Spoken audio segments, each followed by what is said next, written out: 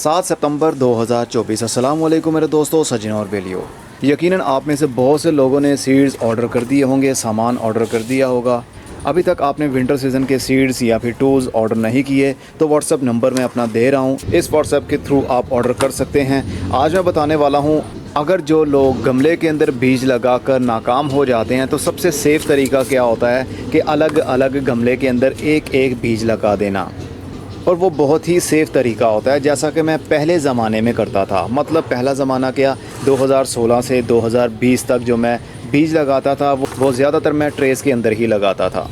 ये सीडलिंग ट्रेज़ हैं, इनके अलग अलग साइज़ आते हैं। मतलब इनकी जो विड्थ और लेंथ है वो तो एक जैसी होती है, लेकिन उनमें सुराख का फ़र्क होता है। कोई बड़े होल वाली ट्रे है और कोई छोटे होल वाली। ये तो आपकी रिक्वायरमेंट के ऊपर डिपेंड करता है कि हमने बीज कितना मोटा लगाना है या फिर बारीक लगाना है।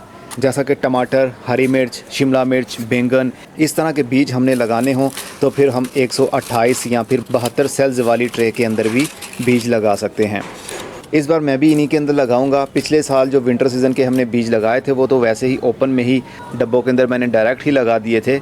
लेकिन अगर आप ज़्यादा हिफाजत नहीं कर सकते या फिर आपके पास टाइम नहीं होता तो फिर ट्रेस के अंदर बीज लगाकर आप एक एक बीज को एक एक गमला दे रहे हैं।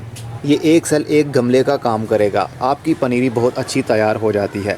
इसमें हमें सॉफ्ट मीडियम इस्तेमाल करना पड़ता है, पॉटिंग सॉइल बनाकर इस्तेमाल करनी पड़ती है। लेकिन घबराइए मत, आप हाली मिट्टी का इस्तेमाल भी इसमें कर सकते हैं, लेकिन ओनली मिट्टी का इस्तेमाल नहीं करना। अगर आपके पास पुरानी गमलों के अंदर बनी हुई मिट्टी है जिसके अंदर आप time to time organic matter यानी compost, cocopeat, rice husk ash, rice husk, कोयले, चूना, इस तरह की चीज़ें ऐड करते रहते हैं तो फिर तो वो बहुत सॉफ्ट और वेल ड्रेन सॉइल भी है। वो मिट्टी आप ट्रेस के अंदर भर सकते हैं। जैसा कि मेरे पास भी मिट्टी पड़ी हुई है, वही मैं इन ट्रेस के अंदर भरूंगा। मैं स्पेशल पॉटिंग सॉइल बनाकर इसके अंदर नहीं भरूंगा। उसकी एक रीज़न है, ये ट्रेस के सेल्स बहुत छोटे छोटे से हैं और अभी मौसम में काफ़ी गर्मी भी है। गर्मी का ज़ोर टूटेगा अक्टूबर के एंड पर जाकर, लेकिन उससे पहले हमने बीज लगा लेने हैं। अगर ठंड के दिनों में आप बीज लगाएंगे तो बहुत सारे बीज आपके सर्दी की वजह से उग नहीं पाएंगे, और जो उग जाएंगे उनकी हिफाजत आप कर नहीं पाएंगे। इसलिए थोड़ा गर्मी वाला मौसम हो, ठंड शुरू होने से पहले पहले हम विंटर सीज़न के बीज लगा लेते हैं ताकि हमें इनको कवर भी करना ना पड़े। अगर आप सर्दी के दिन में बीज लगाते हैं तो फिर बीज को प्लास्टिक से कवर भी करना पड़ता है ताकि मिट्टी अंदर वाली थोड़ी सी हीट मिले उसको और बीज को हीट मिले और उसकी जर्मिनेशन शुरू हो, क्योंकि बीज की जर्मिनेशन के लिए नमी की ज़रूरत होती है और हीट की ज़रूरत होती है। अगर हीट नहीं मिलेगी तो बीज आपका जल्दी उगेगा नहीं। इसीलिए तो कहते हैं कि 15 सितंबर से 15 अक्टूबर का महीना मिलता है बीज लगाने के लिए। लेकिन मेरे हिसाब से जो मैंने देखा, 1 अक्टूबर से 15 अक्टूबर तक आप बीज लगा लेंगे, बहुत अच्छा रिज़ल्ट पाएंगे। आपको किसी किस्म के प्लास्टिक से कवर करने की भी ज़रूरत नहीं पड़ेगी। नहीं तो आपने पुरानी वीडियोज़ में मेरे देखा है, मैं पॉली हाउस भी बनाता था, उसके अंदर बीज लगाता था, ये तो अलग बात है। लेकिन मैं सबसे आसान तरीका आपको बताता हूँ। टाइम पर जो भी आप काम कर लेंगे वही आपके लिए अच्छा होगा और वो कम खर्चे वाला होगा। अगर देर करेंगे तो ख़र्चा ज़्यादा होगा आपका। तो अगर आप गमले के अंदर बीज लगाकर हिफाजत नहीं कर पाते, क्योंकि बारिश का आजकल के मौसम में ना पता नहीं होता, तो ये ट्रेस के अंदर इसको मैनेज करना बहुत आसान होता है। अब इस ट्रे के अंदर 128 बीज लग सकते हैं। मतलब छोटी सी ट्रे है, 128 पौधे इसके अंदर बन जाएंगे। अगर 128 पौधे आप गमलों के अंदर बनाएंगे तो बहुत मुश्किल होता है उनको संभालना। ये एक ट्रे है, आराम से उठाइए, अगर बारिश आती है तो कहीं पर भी इसको रखा जा सकता है। बस ख्याल ये रखना है कि बीज लगाकर ट्रे को फुल डे आपने धूप में नहीं रखना। बस इसके अंदर बीज लगाने के बाद इसको शेडी एरिया में रख दीजिए। शेडी एरिया कौन सा, जहाँ पर थोड़ी सी धूप भी आए, जहाँ पर ब्राइट लाइट भी आए, क्योंकि बीज की जर्मिनेशन के लिए अंधेरे की ज़रूरत होती है और नमी की ज़रूरत होती है। और जब बीज के अंदर से छोटा सा पौधा बाहर निकलता है तो फिर उसको धूप की ज़रूरत होती है, रोशनी की ज़रूरत होती है, ताकि वो अपने पाँव पर खड़ा रहे।